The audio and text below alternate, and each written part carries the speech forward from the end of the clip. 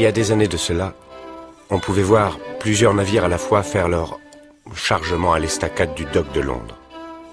Je parle des environs de 1880. Du temps où Londres comptait une foule de beaux voiliers dans ses bassins, quoique moins de belles constructions dans ses rues. Les navires à l'estacade avaient belle apparence. Ils étaient amarrés l'un derrière l'autre et le Saphir, le troisième en commençant par le bout, était un tout aussi bon navire que les autres, ni plus ni moins. À l'estacade, chacun d'eux avait naturellement, comme tout navire au bassin, son second à bord. Le policier de service aux portes les reconnaissait tous, sans être pourtant capable de dire immédiatement à quel navire appartenait tel ou tel d'entre eux. En fait, les seconds de tous ces navires amarrés dans les docks de Londres étaient, comme la majorité des officiers de la marine marchande, des gens solides, travailleurs, résolus, peu romantiques d'allure, qui appartenaient à différentes classes de la société, mais chez qui l'empreinte professionnelle effaçait des caractères individuels d'ailleurs très peu marqués. Ceci était vrai de tous, à l'exception toutefois du second du Saphir. Les policemen ne pouvaient avoir la moindre hésitation à son sujet. Celui-là avait une présence. Ils le reconnaissaient fort de loin, dans la rue, et lorsqu'il suivait l'estacade le matin, pour se rendre à son navire, les ouvriers des docks et les débardeurs roulant les balles et les caisses sur leur diable se disaient entre eux « Voilà l'officier noir qui s'amène ». C'était le nom que lui donnaient ces hommes grossiers, incapables d'apprécier à sa juste valeur la dignité d'allure de cet homme. Et l'épithète qu'il lui donnait attestait l'impressionnisme superficiel des ignorants. Il va sans dire que Mr. Bunter, le second du Saphir, n'était pas noir. Il n'était pas plus noir que vous et moi. Et assurément, tout aussi blanc que n'importe quel second dans tout le port de Londres. Il avait cette sorte de teint qui ne se hâle pas facilement, et je savais mieux que personne que le pauvre garçon venait d'être un mois malade, juste avant d'embarquer sur le Saphir.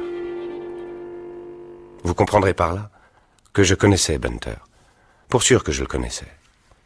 Et qui plus est, je savais son secret, le secret qui... Mais j'y reviendrai plus tard.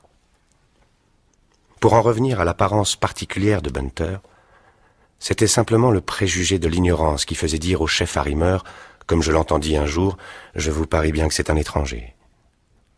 Un homme peut tout de même bien avoir les cheveux noirs sans qu'on le prenne pour un métèque. Toutefois, c'est seulement lorsque vous en rencontrez un que vous vous remarquez combien les gens à cheveux noirs, comme de l'ébène, sont rares. Il portait également toute sa barbe, taillée mais d'une bonne longueur tout de même, et il avait de gros sourcils en broussailles. Ajoutez à cela des yeux gris-bleu qui, chez un homme blond, n'auraient rien eu d'extraordinaire, mais qui formaient avec ce sombre entourage un contraste saisissant. Et vous comprendrez que Bunter pouvait difficilement passer inaperçu.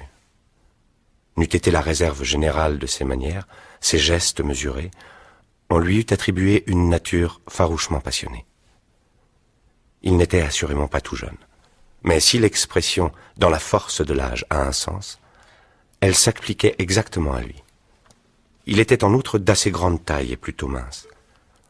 En l'apercevant du haut de sa dunette infatigablement attentif à sa fonction, le capitaine Ashton du clipper Elseneur, amarré juste devant le Saphir, déclara un jour à ses amis « Jones a déniché quelqu'un pour bousculer son navire à sa place. » Le capitaine Jones, le patron du Saphir, qui avait commandé des navires depuis de nombreuses années, était bien connu, mais il n'était ni très respecté, ni très aimé. Parmi ses collègues, on s'occupait guère de lui, ou bien on le plaisantait. Le capitaine Ashton, qui était d'un naturel cynique et taquin, ouvrait généralement le feu. Ce fut lui qui se permit la mauvaise plaisanterie d'affirmer un jour, devant d'autres capitaines, « Jones trouve qu'on devrait empoisonner tous les marins au-dessus de 40 ans, à l'exception des capitaines pourvus d'un commandement. » Tous se mirent à rire. Et ainsi encouragé, le capitaine Jones finit par esquisser un sourire aigre et tenta de se défendre. C'était bien facile de plaisanter. Mais de nos jours où il faut, pour qu'un navire ait quelque rendement, aller de l'avant aussi bien en mer que dans le port, la mer n'est pas faite pour les vieux. Quant à lui en tout cas, il ne voulait pas d'hommes âgés à son bord. À vrai dire, le capitaine Jones ne faisait pas en cela montre d'une grande singularité. À cette époque, quantité de marins auxquels on ne pouvait rien reprocher que de commencer à grisonner usaient les semelles de leur dernière paire de souliers sur les pavés de la cité à chercher vainement un emploi. Le capitaine Jones ajouta, avec une sorte d'innocente mauvaise humeur, que de là à vouloir empoisonner les gens, il y avait encore de la marge. La réponse semblait décisive, mais le capitaine Ashton ne voulut pas démordre de sa plaisanterie. « Oh oui, je suis persuadé que vous le feriez. Vous avez dit exactement inutile. Comment se débarrasser de gens inutiles? Vous avez bon cœur, Jones. Je suis sûr que si vous preniez le temps d'y réfléchir, vous admettriez qu'on les empoisonne sans douleur. » Le capitaine Sellers pinça ses lèvres minces et sinueuses. « Pour en faire des fantômes, suggéra-t-il d'un ton caustique. À ce mot de fantôme, le capitaine Jones, intimidé, prit cet air perplexe, sournois et antipathique qui lui était familier. Le capitaine Ashton cligna de l'œil. « Oui, vous pourriez peut-être alors... Vous auriez une chance de communiquer avec le monde des esprits. Les fantômes des marins doivent sûrement hanter les navires.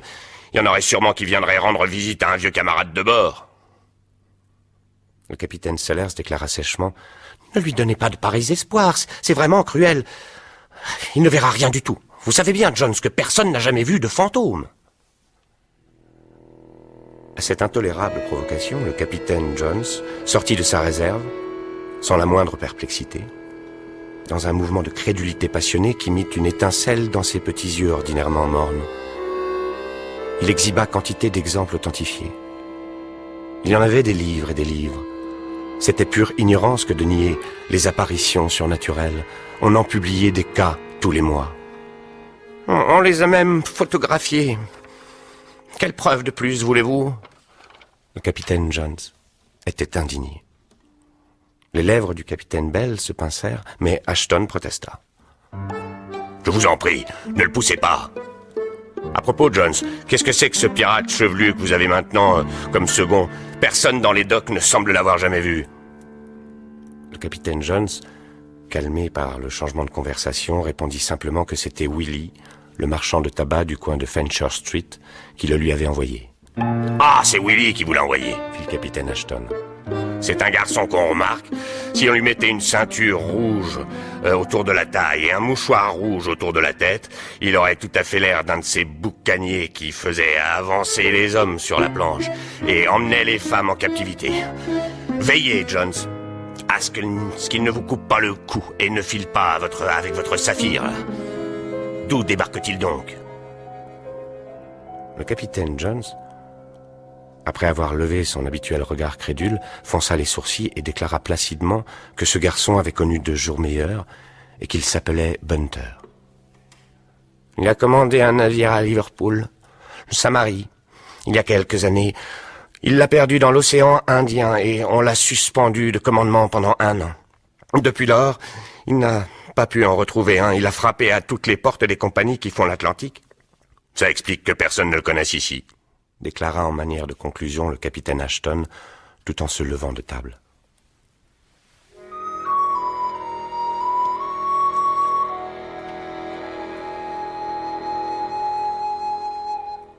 Après déjeuner, le capitaine John se rendit au dock. Il était petit et légèrement bancal, son aspect n'inspirait aucune estime à la majorité des gens, mais ses armateurs ne devaient pas être du même avis. Il avait la réputation d'un commandant peu agréable, méticuleux au possible, toujours ruminant un grief, toujours grognant. Ce n'était pas un homme à avoir une fois pour toutes une bonne discussion avec les gens, mais à leur dire des choses désagréables d'un ton pleurard. Un homme capable de rendre la vie intenable à un officier, pour peu qu'il le prît en grippe. Ce même soir, j'allais voir Bunter à bord et lui dire ma sympathie à la perspective de son voyage. Il s'était fort assagi. Je suppose qu'un homme qui garde un secret dans son cœur doit perdre de son allant. Et il y avait une autre raison pour laquelle je ne m'attendais pas à ce que Bunter fasse preuve de beaucoup de souplesse d'esprit. Il avait une chose qui le préoccupait depuis beaucoup de temps. Et en outre, mais j'y reviendrai tout à l'heure.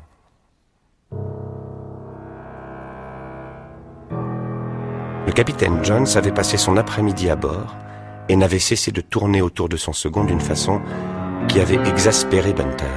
« Qu'est-ce que ça signifie ?» me demanda-t-il avec irritation. « On croirait qu'il me soupçonne d'avoir volé quelque chose et qu'il essaye de savoir dans quelle poche je l'ai mis.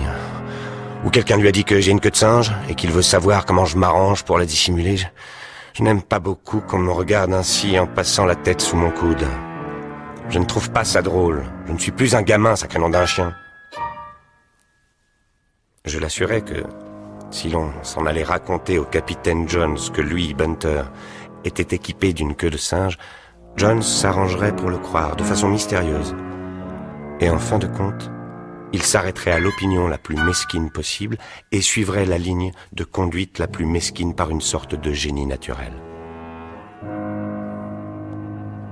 Puis, sans se départir de son calme habituel, que rendait sinistre le froncement de ses gros sourcils noirs, Bunter reprit.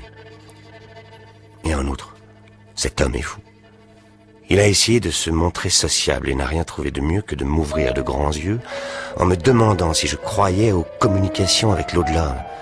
Des communications avec... Je ne savais pas ce qu'il voulait dire. Je ne savais que répondre. Un sujet des plus graves, Mr. Bunter. J'y ai beaucoup réfléchi. Si Jones avait vécu à terre, il eût été la victime toute désignée de soi-disant médiums, ou si même il en avait eu la moindre occasion entre deux voyages. Heureusement pour lui, lorsqu'il était en Angleterre, il vivait quelque part, assez loin, à Leytonstone, avec une sœur de 10 ans plus âgée, et restée fille, une redoutable virago 2 fois grande comme lui et devant laquelle il tremblait. Pour elle, ses penchants étaient tout simplement sataniques. Elle avait déclaré, paraît-il, qu'avec l'aide de Dieu, elle l'empêcherait, cet imbécile, de se livrer aux démons. Il était hors de doute que l'ambition secrète de Jones était d'entrer en communication directe avec les esprits défunts, pour peu que sa sœur le laissât faire. Bunter était indigné par ce genre de propos, probablement à cause de ses propres morts. Le toupet de cet homme, entrer en relation avec cette espèce de méchant petit puteur, là. Ce serait vraiment une intrusion impudente. Il veut entrer. Qu'est-ce que ça veut dire? C'est une nouvelle sorte de snobisme ou quoi? Je ne pus me retenir de rire devant cette façon nouvelle d'envisager le spiritisme, ou quelque nom qu'on donne à cet engouement pour les fantômes. Bunter condescendit à sourire, mais ce fut un sourire grave, qui s'effaça rapidement. Un homme dans sa position presque tragique, pour ainsi dire, ne pouvait vraiment pas... Enfin, vous comprenez... Il était vraiment très soucieux. Il était prêt à endurer n'importe quel mauvais tour au cours du voyage. On ne pouvait guère espérer de considération une fois à la merci d'un homme du genre de Jones. Un malheur est un malheur et cela a une fin, mais la pensée de se voir harcelé d'absurdes, de mesquines, de déprimantes histoires de fantômes accommodés à la John, d'un bout à l'autre de la traversée jusqu'à Calcutta et au retour, c'était vraiment une appréhension intolérable. Le spiritisme envisagé sous cet angle devenait en effet un sujet grave, redoutable même. Pauvre garçon. Nous ne pensions guère, lui et moi, qu'avant peu il aurait... Je ne pouvais toutefois le réconforter, j'étais moi-même assez désolé de la chose. Bunter avait eu ce jour-là un autre ennui. Un satané maître de port s'était amené à bord, sous on ne sait quel prétexte, mais à ce que pensait Bunter, poussé uniquement par une curiosité malsaine. Malsaine pour Bunter, en fait. Après avoir quelque temps tourné autour du pot, l'homme s'était tout à coup hasardé à dire « Il me semble bien que je vous ai déjà vu quelque part, monsieur l'officier. Si j'entendais votre nom, peut-être... » Bunter éprouva une vive inquiétude.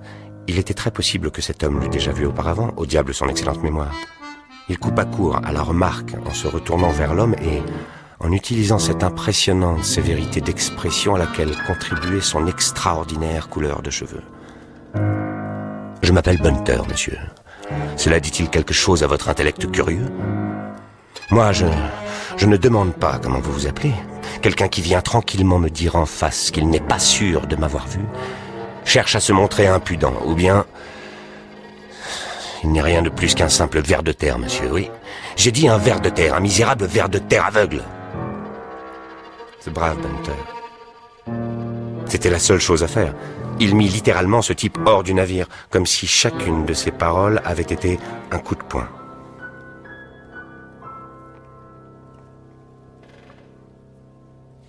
Bunter me déclara qu'il était bien heureux que le Saphir, cette perle des navires, ainsi qu'il le désignait avec aigreur, prit la mer le lendemain. Il en avait assez des docks. Je comprenais son impatience. Il était cuirassé contre tous les ennuis que ce voyage pourrait lui valoir, même si, à l'évidence, il ne s'attendait guère à la singulière aventure qui lui était réservée, et bel et bien dans l'océan Indien, cette partie du monde précisément où le pauvre garçon avait en même temps perdu son navire et sa chance, une fois pour toutes, à ce qu'il semblait. En dépit des extravagances de sa jeunesse, Bunter ne s'était pas trompé en se mariant. Il avait épousé une femme d'une très bonne famille, une vraie dame, et qui en outre était une très charmante femme. Quant à son courage, moi qui savais les temps difficiles qu'ils avaient traversés, je ne pouvais l'admirer assez. Ce départ affectait notre officier noir plus qu'aucun de ceux qui l'avaient précédé durant toutes ces années de malchance, mais c'était une femme intrépide, et elle laissait paraître moins de trouble sur son charmant visage que ne le fit ce digne boucanier à cheveux noirs qui tenait l'emploi de second au bord du Saphir.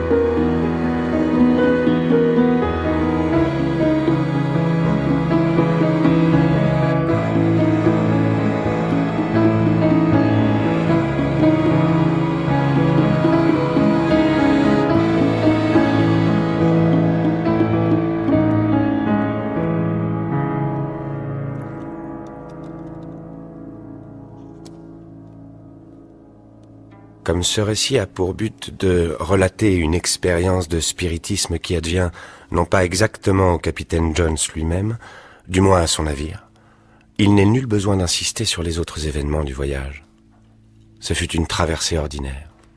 L'équipage était un équipage ordinaire. Le temps fut un temps habituel. La façon tranquille, posée qu'avait le second de commander la manœuvre avait donné une allure calme à la vie du navire. Même au fort de plusieurs coups de vent, tout se passa calmement, pour ainsi dire. Un seul d'entre eux rendit la vie dure à tout l'équipage pendant 24 bonnes heures.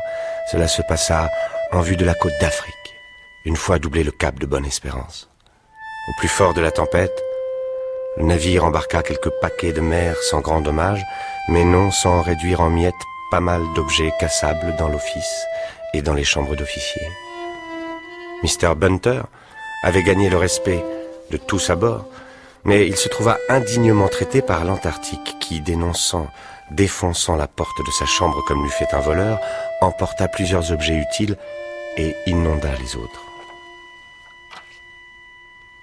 Un peu plus tard, le même jour, l'agitation des mers du Sud se mit à faire de tels embardés au Saphir que les 2 tiroirs placés sous la couchette de Bunter partirent ensemble en éparpillant tout leur contenu. Ils auraient dû, cela va sans dire, être fermés à clé, et Mr. Bunter ne pouvait s'en prendre qu'à lui-même de ce qui lui arrivait. Il aurait dû tourner la clé de chacun d'eux avant de sortir sur le pont. Le capitaine Jones éprouva une secrète satisfaction quand il apprit le dommage. À la vérité, il avait peur de son second. Et il aurait beaucoup aimé tenir à sa merci cet officier noir d'une façon ou d'une autre, mais l'homme était irréprochable, aussi près qu'il est possible de la perfection absolue, et le capitaine Jones en était fort ennuyé, tout en se félicitant de l'excellence de son officier. Il fit de grands frais de sociabilité avec lui, en partant de ce principe que plus vous êtes en bon terme avec quelqu'un, plus il vous est facile de le prendre en faute. Et parce qu'il voulait, en outre, avoir un auditeur pour ses récits de manifestations, d'apparitions, de fantômes et autres histoires ineptes de revenants. « J'aime converser avec mes officiers », avait-il coutume de dire. « Il y a des capitaines qui ouvrent à peine la bouche d'un bout à l'autre d'un voyage, de craindre de perdre un pouce de leur dignité. À quoi cela rime-t-il, au fond, cette petite supériorité qui peut échoir à un homme ?» Sa sociabilité était surtout à craindre pendant le quart de 6 à 8, car il était de ces gens qui commencent à se réveiller vers le soir, et l'officier de quart pouvait difficilement invoquer une excuse pour quitter la dunette. On voyait le capitaine Jones grimper, alors, tout à coup, la descente du carré, et en trottinant vers le pauvre Bunter en train d'arpenter la dunette, il lui décochait une proposition spirite du genre de celle-ci. « Les esprits de l'un et l'autre sexe montrent en général beaucoup de raffinement, n'est-ce pas ?» À quoi Bunter, levant sa tête au favori noir, marmottait comme réponse « Je ne sais pas. »« Ah, c'est que vous ne voulez pas savoir. Vous êtes l'homme le plus obstiné et le plus prévenu que j'ai jamais rencontré, Mr. Bunter. Je vous ai dit que vous pouviez emprunter n'importe quel livre dans ma bibliothèque. Vous n'avez qu'à aller dans ma chambre, prendre le volume qui vous plaira. » Et si Bunter protestait qu'il était trop fatigué lorsqu'il n'était pas de quart pour trouver le temps de lire, le capitaine Jones se mettait à sourire d'un air désagréable derrière son dos. « Je crois décidément, Mr. Bunter, que vous n'avez aucune spiritualité. Voilà le problème. »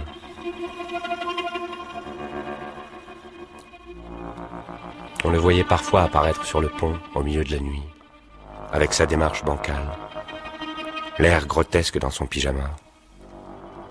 En l'apercevant, le pauvre Bunter se tordait les mains à la dérobée et une sueur froide lui perlait sur le front. Après être resté quelque temps d'un air somnolent près de l'habitacle à se gratter de façon déplaisante, le capitaine Jones ne manquait pas de reprendre son seul sujet de conversation. Il discourait par exemple sur le progrès moral qu'on pouvait attendre d'un commerce assidu et intime avec les esprits. Les esprits, d'après le capitaine Jones, consentiraient à se lier familièrement avec les vivants. N'était l'incrédulité de la grande masse du genre humain. L'incrédulité, monsieur, est le mal de notre temps. Elle s'opposait au témoignage des photographies. Car le capitaine Jones croyait vraiment qu'on avait photographié certains esprits. Il avait lu des articles à ce sujet dans les journaux, et l'idée qu'on avait pu réaliser pareille chose l'avait grandement impressionné, vu son absence d'esprit critique. « Des photographies, répétait-il d'une voix qui grinçait comme un gond rouillé. « La plaque sensible ne peut tout de même pas mentir, non, monsieur !» Bunter sut qu'à plusieurs reprises, il avait frôlé la démence, car il ne pouvait s'empêcher d'entrevoir dans un demi-délire le capitaine Jones, saisi par la peau du cou et lancé par-dessus la lisse dans le sillage du navire. Ce coquin marrant, jouissant de toutes ses facultés, n'envisagerait de faire à un chat ou à tout autre animal. Il l'imaginait, dansant sur l'eau, petite tache noire qui disparaissait au loin derrière le navire sur l'océan éclairé par la lune. Je ne pense pas que, même au pire moment, Bunter souhaitait réellement noyer le capitaine Jones. Je crois que son imagination désordonnée aspirait simplement à couper court à l'inanité peuplée de fantômes qui caractérisait la conversation du capitaine. C'était tout de même une habitude dangereuse. Imaginez ce navire dans l'océan Indien, par une claire nuit tropicale, sa voilure pleine et immobile, la bordée de quart sur le pont hors de vue, et sur la dunette inondée par la dune. Cet imposant officier noir, arpentant le pont, à pas digne et mesuré, gardant un redoutable silence et suivi de cette silhouette grotesque et minuscule en flanelle rayée, qui parlait d'une voix tour à tour grinçante et bourdonnante, d'intimité par-delà la tombe. J'en ai la chair de poule, rien que d'y penser.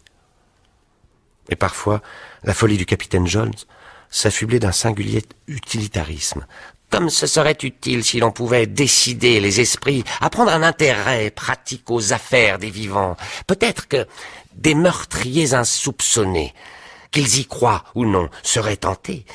Ils n'iraient vraisemblablement pas le crier sur les toits, n'est-ce pas? Mais pour moi, si jamais quelqu'un m'assassinait, Je ne me laisserai pas en repos, je le foudroierai, je le terrifierai à mort. L'idée que le fantôme de son capitaine pourrait terrifier quelqu'un lui parut si absurde que le second, si peu enclin qu'il fût à la gaieté, ne put s'empêcher d'éclater d'un rire las. Et ce rire, qui répondait seul à un long et grave discours, ne fut pas sans froisser le capitaine Jones. « Que trouvez-vous donc là qui prête à rire? De cet air supérieur, Mr. Bunter. Des apparitions surnaturelles en ont terrifié de plus fort que vous. Vous ne me croyez pas assez d'âme pour faire un fantôme. Je parie que vous êtes de ces gens qui ne font pas plus de cas d'un homme que si c'était une bête. Vous seriez capable, j'en suis sûr, de dénier la possession d'une âme immortelle à votre propre père. » Là-dessus, Bunter, ennuyé au-delà du possible, et en outre exaspéré par son propre souci, perdut toute retenue. Marchant soudain sur le capitaine Jones et se penchant un peu pour le regarder bien en face, il lui dit d'une voix basse et ferme « Vous ne savez pas ce dont un homme comme moi est capable. » Le capitaine jeta la tête en arrière, sans pouvoir bouger, tant il était suffoqué. Bunter se remit à marcher, et pendant un bon moment, son pas régulier et le clapotis de l'eau du bord troublèrent seuls le silence qui planait sur la mer. Le capitaine Jones toussota d'un air gêné et après s'être rapproché de la descente par mesure de prudence, retrouva assez de courage pour colorer sa retraite d'un acte d'autorité. « Haussez les cargue-points tribord de la grand-voile et brassez carré, Mr. Bunter. Ne voyez-vous pas que nous sommes presque vent arrière ?»« À vos ordres, capitaine !» répondit Bunter.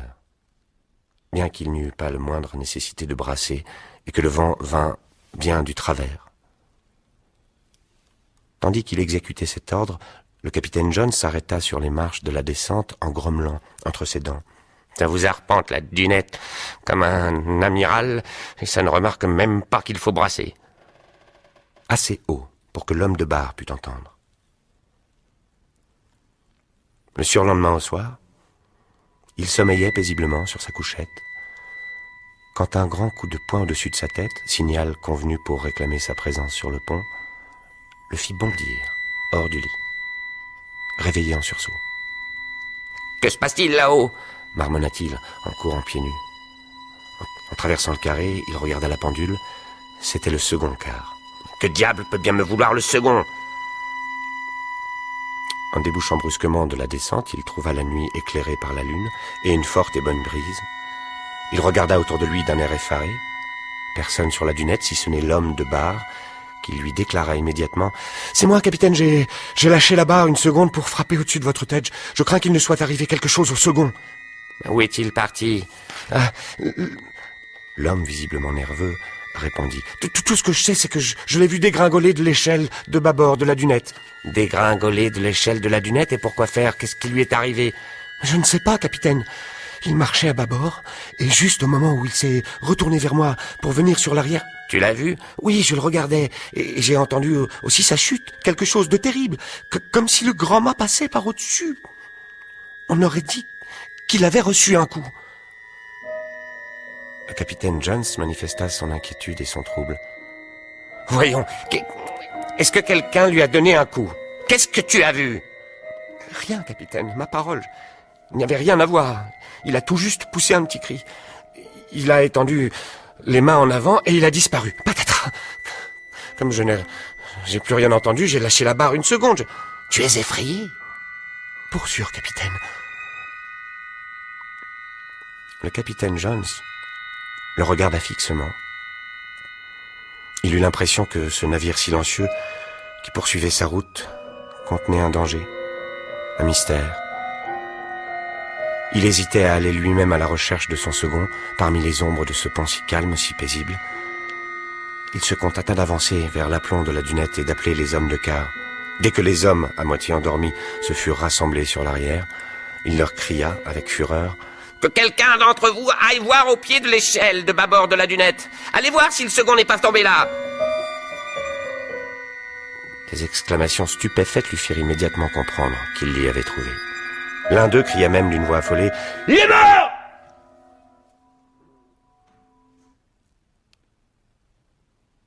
on étendit Mr. Bunter sur sa couchette. Et une fois la lampe allumée, on vit qu'il avait l'aspect d'un mort, mais qu'à l'évidence, il respirait encore. On avait réveillé le steward et fait prendre le quart au lieutenant, et pendant 1 heure environ, le capitaine John s'employa silencieusement à essayer de faire revenir à lui son second.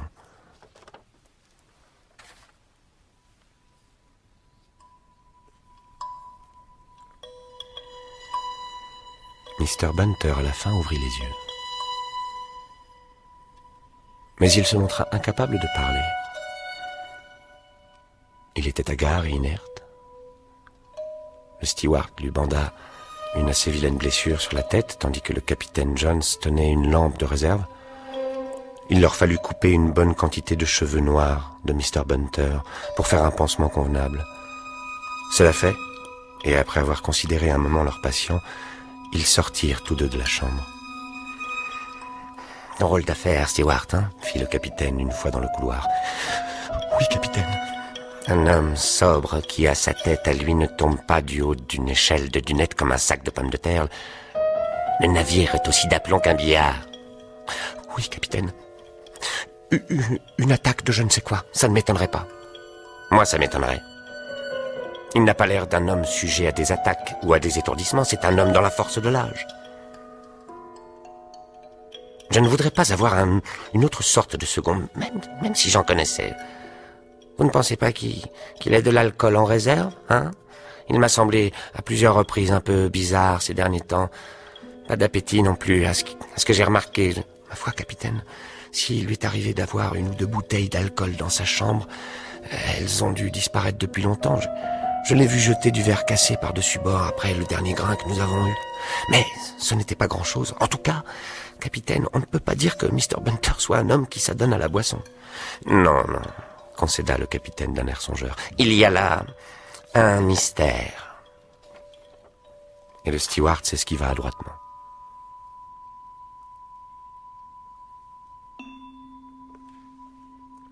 Le capitaine Jones passa le reste de la nuit et toute la journée suivante à faire la navette entre sa chambre et celle de son second. Dans sa propre chambre, il restait les mains ouvertes sur les genoux, les lèvres serrées et les rides transversales de son front profondément marquées. De temps à autre, levant le bras d'un mouvement pour ainsi dire lent et précautionneux, il grattait légèrement le haut de son crâne chauve. Dans la chambre du second, il resta de longs moments, la main sur les lèvres, à regarder cet homme à demi inconscient. Pendant 3 jours, Mr. Bunter ne prononça pas une seule parole. Il regardait les gens d'un air à peu près sensé, mais ne semblait pas en état d'entendre les questions qu'on lui posait. On lui coupa encore des cheveux, et on lui banda la tête avec des linges humides. On put l'alimenter un peu, et on lui donna tout le confort possible. Le 4e jour, Mr. Bunter avait l'air décidément mieux. Encore très languissant, assurément. Mais il entendait et comprenait ce qu'on lui disait, et il put même prononcer quelques mots d'une voix faible. Le capitaine Jones, en entrant, le considéra attentivement sans manifester beaucoup de sympathie. « Eh bien, pouvez-vous me dire comment cet accident est arrivé, Mr. Bunter ?» Bunter remua légèrement sa tête bandée et fixa le regard froid de ses yeux bleus sur le visage du capitaine Jones, comme s'il étudiait et appréciait la valeur de chacun de ses traits. Le front perplexe, les yeux crédules, l'expression stupide de la bouche tombante. Et il le regarda fixement avec tant d'insistance que le capitaine Jones commença à se sentir inquiet et jeta par-dessus son épaule un coup d'œil vers la porte. « Pas un accident », murmura Bunter d'un ton singulier. « Vous voulez dire que vous avez eu une crise d'épilepsie ? Comment appelleriez-vous le fait d'embarquer comme second sur un clipper avec une telle maladie ?» Bunter se souleva un peu et, regardant le capitaine Jones droit dans les yeux, il lui dit d'une voix basse mais distincte : « Vous aviez raison. » Il retomba en arrière et ferma les yeux. Le capitaine Jones n'en put rien obtenir de plus, et comme le steward entrait dans la chambre, le capitaine se retira. Mais ce même soir, subrepticement, le capitaine Jones, ouvrant la porte avec précaution, entra de nouveau dans la chambre du second. Il ne pouvait attendre davantage. L'impatience contenue, l'agitation qu'exprimait toute sa chétive petite personne n'échappèrent pas au second, étendu tout éveillé sur sa couchette, avec un air terriblement abattu et parfaitement impassible. « Vous venez vous repaître de ma vue, je suppose ?» fit Bunter sans bouger, mais ayant manifestement réussi à porter un coup. « Eh bien, repaissez-vous alors, vous et vos fantômes. Vous êtes venus au bout d'un homme vivant. » Cela aussi fut dit par Bunter à voix basse et sans beaucoup d'expression. « Voulez-vous dire que vous avez eu une expérience surnaturelle cette nuit-là? Vous avez eu une apparition, alors, à bord de mon navire ?» On aurait pu voir la répugnance, la honte, le dégoût peint sur le visage du pauvre Bunter, si la majeure partie n'en eût été cachée par de l'ouate et des bandages. Ses sourcils d'ébène, plus sinistres que jamais, parmi tout ce linge blanc, se foncèrent, tandis qu'il faisait un violent effort pour dire « Oui, j'ai vu ». Son regard malheureux eût éveillé la compassion de tout autre que le capitaine Jones, mais celui-ci était tout à l'exultation de son triomphe. « Et est-ce qu'il vous a jeté par terre ?» Voyons, vous croyez que je suis un homme à me laisser terrasser par un fantôme? Vous ne vous rappelez donc pas ce que vous m'avez dit vous-même l'autre jour? Des gens plus forts que moi? Ah, vous pouvez chercher longtemps avant de trouver un second plus solide que moi pour votre navire. Le capitaine Jones dirigea un doigt solennel vers la couchette de Bunter. « Vous avez été terrifié, dit-il. C'est bien cela, vous avez été terrifié, ma foi. L'homme de bar lui-même a été épouvanté, quoiqu'il n'ait rien pu voir. Il a senti le surnaturel. Vous êtes bien puni de votre incrédulité, Mr. Bunter. Vous avez été terrifié. Et en supposant que je l'ai été, savez-vous ce que j'ai vu? Pouvez-vous concevoir le genre de fantôme qui peut tenter un homme comme moi? Pensez-vous que ce soit une de ces apparitions distinguées pour réception d'après-midi qui visitent vos journalistes dont vous ne cessez de parler? Non, je ne peux pas vous dire à quoi il ressemblait. Chacun de nous a ses fantômes. Vous ne pourriez concevoir. Bunter s'arrêta, à bout de souffle. Et le capitaine Jones déclara d'un ton qui trahissait l'ardeur de son contentement: « J'ai toujours pensé que vous étiez un homme capable de tout, depuis le jeu à pile ou face jusqu'au meurtre prémédité, comme on dit. Bien, bien. Ainsi donc, vous avez été terrifié. » J'ai reculé. Je ne me rappelle de rien d'autre. L'homme de bar m'a dit que vous êtes tombé à la renverse comme si vous aviez reçu un coup. C'était une sorte de coup intérieur, quelque chose de trop profond, capitaine, pour que vous puissiez comprendre.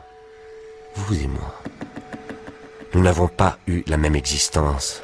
N'êtes-vous pas satisfait de me voir converti? Et vous ne pouvez rien me dire de plus? Non, je ne le peux pas. Et je ne le voudrais même pas. Cela ne servirait d'ailleurs à rien. Il faut aller jusqu'au bout de cette expérience. Dites que je suis bien puni, eh bien j'accepte la punition. Mais pour en parler, non. Très bien.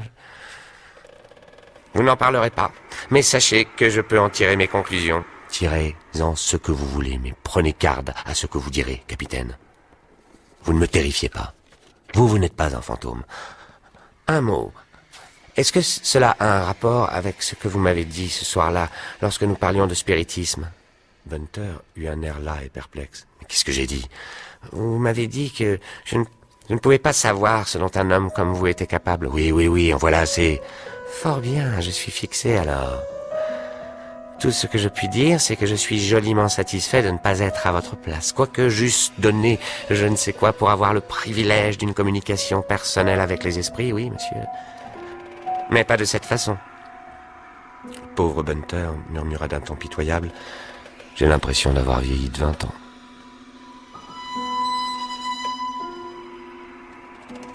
Le capitaine Jones se retira tranquillement.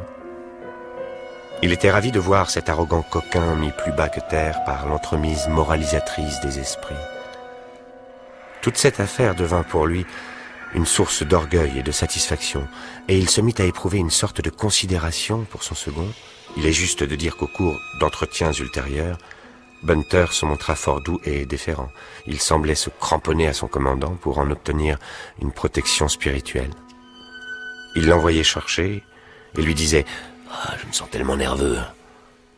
Et le capitaine Jones demeurait patiemment pendant des heures dans cette petite chambre surchauffée, très fier qu'on fit appel à lui.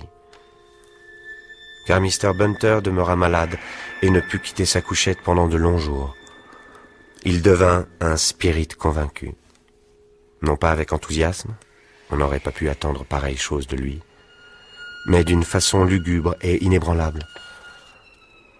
On ne pouvait pas dire qu'il y ait vraiment de l'amitié pour les habitants désincarnés de notre globe, comme le faisait le capitaine Jones, mais c'était maintenant une solide, encore que bien triste, recrue du spiritisme. Un après-midi, que le navire était déjà fort au nord dans le golfe du Bengale, le steward frappa à la porte de la chambre du capitaine et dit sans l'ouvrir « Le second demande si vous avez un moment, capitaine, il semble être dans un drôle d'état. » Le capitaine Jones se leva aussitôt de sa couchette. « On m'a dit que je viens !» Serait-il possible qu'une nouvelle manifestation spirit se fût produite, pensa-t-il, et en plein jour encore? Cet espoir l'enchantait. Ce n'était pas exactement cela, à vrai dire. Bunter, pourtant, qu'il vit affalé dans un fauteuil, il s'était levé depuis quelques jours, mais n'était pas encore monté sur le pont. Le pauvre Bunter avait une communication assez étonnante à lui faire. Ses mains lui couvraient la figure. Il avait les jambes allongées, en plein désarroi. « Qu'y a-t-il de nouveau » s'écria le capitaine Jones, d'un ton plutôt aimable, car, à vrai dire, cela lui faisait toujours plaisir de voir Bunter dompté, comme il disait. « De nouveau » s'écria entre ses mains le sceptique accablé. « Ah oui, d'assez nouveau, capitaine. Comment nier la terreur, la réalité?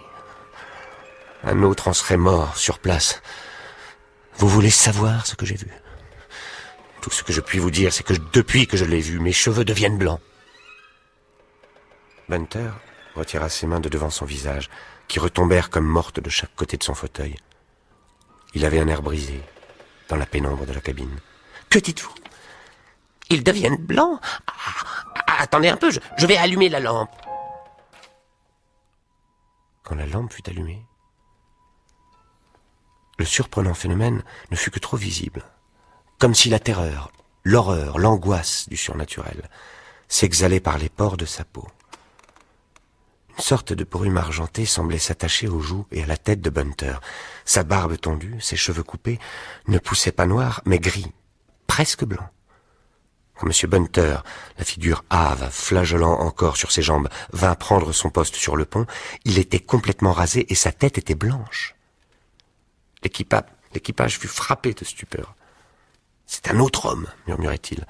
Il fut généralement et mystérieusement d'accord pour penser que le second avait vu quelque chose, à l'exception toutefois de l'homme qui tenait la barre au moment de l'événement et qui maintenait que le second avait reçu un coup. Cette distinction ne faisait guère de différence.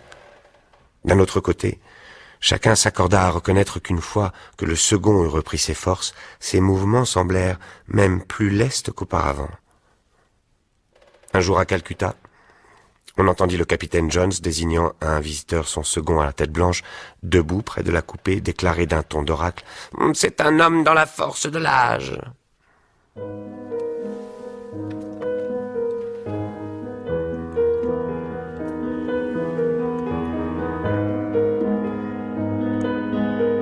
Il va sans dire qu'en l'absence de Mr. Bunter, j'allais rendre visite à Mrs. Bunter régulièrement, chaque samedi, juste pour voir si elle avait besoin de mes services.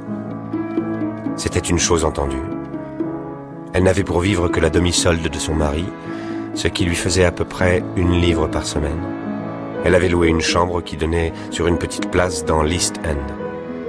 Et c'était l'abondance auprès de la vie à laquelle j'avais entendu dire que le ménage avait été réduit pendant quelque temps, lorsque Bunter avait dû quitter le service de l'Atlantique. Il avait embarqué comme second sur toutes sortes de paquebots après avoir perdu à la fois son navire et sa chance. C'était l'abondance comparée à l'époque où Bunter s'en aller à 7 heures du matin chercher un emploi sans rien d'autre en fait de petit déjeuner qu'un verre d'eau chaude et qu'un crouton de pain. Un beau jour, l'excellente Mrs. Bunter reçut une lettre d'un homme de loi de la cité, lui annonçant que son oncle était mort, son vieux grigou d'oncle. Un agent de change retiré, une antiquité pétrifiée et sans entrailles, qui avait traîné pendant des années. Il avait près de 90 ans, je crois. Et si je rencontrais à cet instant son vénérable fantôme, je tâcherais de le prendre à la gorge et de l'étrangler. Ce vieil animal n'avait jamais pardonné à sa nièce d'avoir épousé Bunter.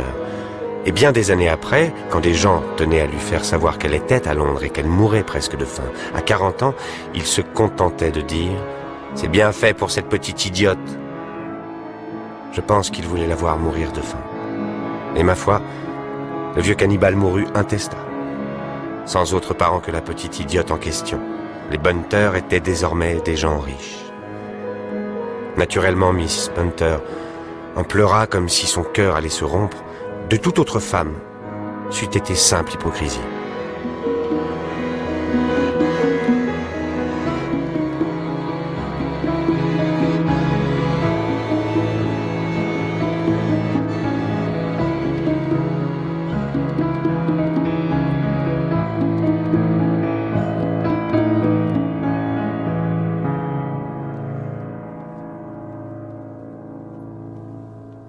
Il se passa juste 100 jours avant qu'un paquebot qui y rentrait eût signalé tout bien à bord du Saphir, à l'entrée de la Manche. « Je vais aller au-devant de lui à Dunkerque, me dit-elle. Le Saphir avait un chargement de jute pour Dunkerque. Bien entendu, il me fallut escorter cette dame en qualité d'ingénieuse amie. Après avoir installé Mrs. Bunter dans un bon hôtel de Dunkerque, je m'en allai au bassin. Il était tard dans l'après-midi. Et quelle ne fut pas ma surprise de voir le navire déjà amarré. Vous pouvez imaginer le choc que j'eus en apercevant sa tête blanche. Je pus simplement lui dire que sa femme était à l'hôtel. Il me quitta aussitôt pour aller prendre son chapeau à bord. Je fus fort surpris de l'aisance de son allure lorsqu'il se précipita pour grimper le passe-avant. Alors que le second, à cheveux noirs, frappait les gens comme quelqu'un d'allure posée et singulièrement majestueuse, pour un homme, dans la force de l'âge, cet officier à cheveux blancs semblait le plus extraordinairement alerte des vieillards. Je ne suppose pas que Bunter fût vraiment plus vif sur ses quilles qu'il ne l'était auparavant. C'était la couleur de ses cheveux qui faisait toute la différence aux yeux des gens. Je l'accompagnai sans retard jusqu'au petit salon où l'attendait Mrs. Bunter. Après qu'elle eut versé un pleur sur le défunt cannibale et serré son cher mari dans ses bras et lui avoir dit qu'il devait laisser repousser sa moustache, l'excellente dame se nicha sur le canapé et je laissai le champ libre à Bunter. Il se mit à arpenter la pièce aussitôt, en agitant ses longs bras. Et il s'échauffa presque jusqu'à la frénésie et déchira à belles dents le capitaine Jones à maintes reprises au cours de la soirée. Dégringolé, bien sûr que j'ai dégringolé en glissant à reculons sur les plaques de cuivre de cet imbécile. Ma parole, j'arpentais cette dunette et je ne savais si j'étais dans l'océan Indien ou dans la Lune. Je devenais fou. La tête me tournait véritablement d'inquiétude. J'avais fait ma dernière application de l'excellent produit de votre pharmacien. Ceci s'adressait à moi. Toutes les bouteilles que vous m'aviez remises avaient été réduites en miettes. Quand ces tiroirs ont dégringolé pendant la dernière tempête. J'étais allé chercher des vêtements secs pour me changer quand j'ai entendu crier « Tout le monde sur le pont !» Et je n'avais fait qu'un bond sans penser à repousser convenablement ces tiroirs. Idiot ! Quand je suis revenu et que j'ai vu les bouteilles cassées et tous en dessus-dessous, j'ai cru me trouver mal. Non, voyez-vous, ce n'est pas bien de tromper les gens. Mais de ne pas pouvoir continuer à le faire quand on a été obligé de commencer. Vous savez, depuis que j'avais été évincé des paquebots faisant l'Atlantique par des gens plus jeunes, uniquement à cause de ma tête grisonnante, vous savez quelle chance j'avais de retrouver jamais un navire et personne à qui se confier. Nous étions un couple isolé, elle et moi. Elle a tout quitté pour moi. Et l'avoir manqué de pain. Il donna un coup de poing à fendre la table de l'hôtelier français. J'en serais arrivé à me faire pirate pour elle, obligé que j'étais d'obtenir un emploi par subterfuge en me teignant les cheveux. Aussi, quand vous m'avez procuré cette merveilleuse lotion de votre pharmacien, à propos, cet homme-là fera une fortune quand il voudra. C'est d'excellente qualité. Vous pouvez lui dire que l'eau salée même n'y fait rien. Ça dure autant que les cheveux. Là-dessus, il s'en reprit à Jones avec une fureur qui épouvanta sa femme et me fit rire aux larmes. Essayez seulement d'imaginer ce que c'eût été de se voir à la merci de l'individu le plus mesquin qui ait jamais commandé un navire. Imaginez seulement la vie que m'aurait fait cet ignoble Jones-là. Et je savais qu'au bout d'une semaine à peu près, on commencerait à voir mes cheveux blancs. Et l'équipage, avez-vous pensé à ça? Se montrer à tout l'équipage comme un imposteur, mais quelle vie pour moi! Jusqu'à Calcutta. Et une fois là-bas, naturellement, expédié. La solde suspendue, Annie toute seule ici, sans un sou, mourant de faim. Et moi, de l'autre côté de la terre, idem, vous voyez cela d'ici? J'avais bien pensé à me raser 2 fois par jour, mais je pouvais tout de même pas me raser la tête. Rien à faire, absolument rien à faire, à moins de passer Jones par-dessus bord et encore. Et tenez-vous donc qu'avec tout ce bouillonnement dans ma tête, je n'ai pas su où je posais les pieds cette nuit-là. Je me suis tout juste senti dégringoler, puis un grand fracas et tout a disparu. Quand je suis revenu à moi, j'ai eu l'impression que ce coup sur ma tête m'avait en quelque sorte raffermi les esprits.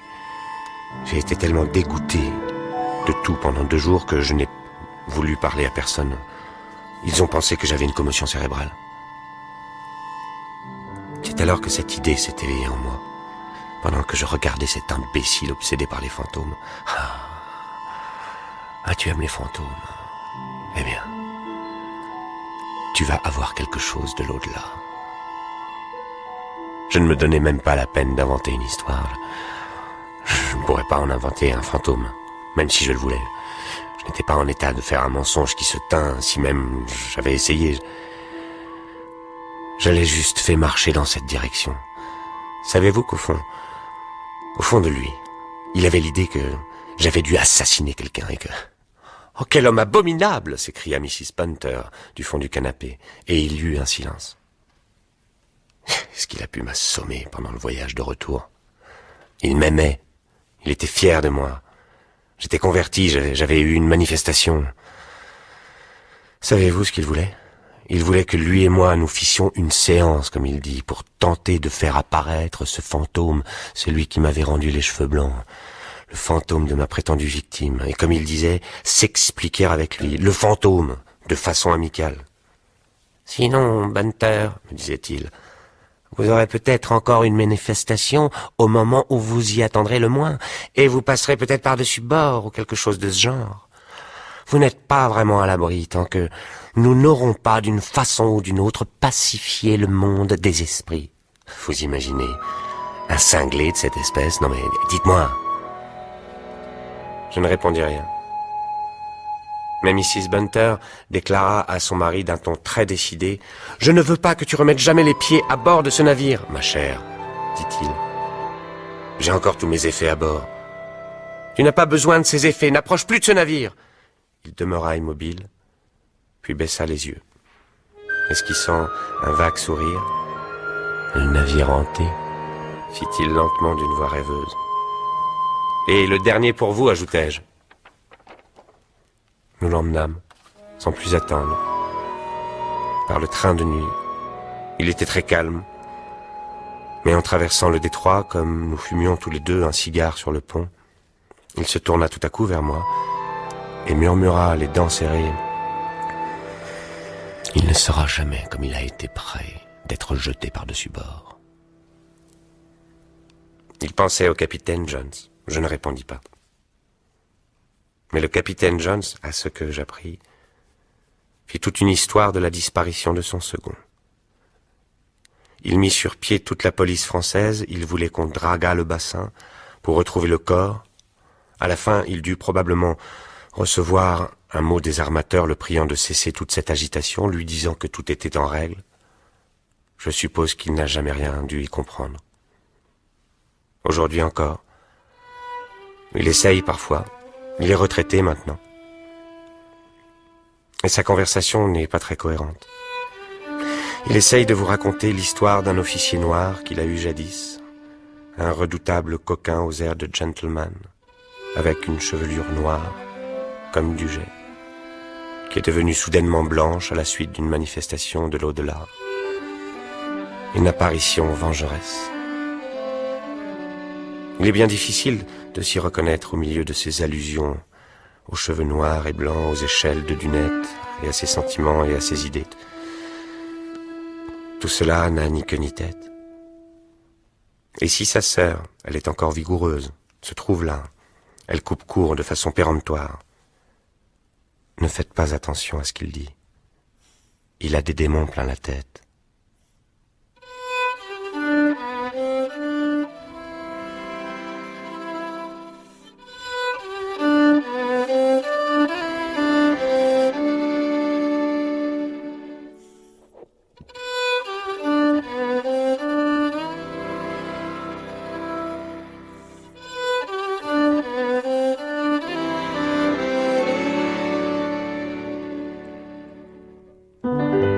Each of us has in our soul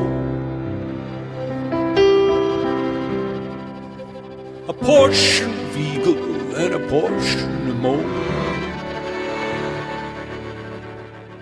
One soars in the sunlight, one snores in a hole.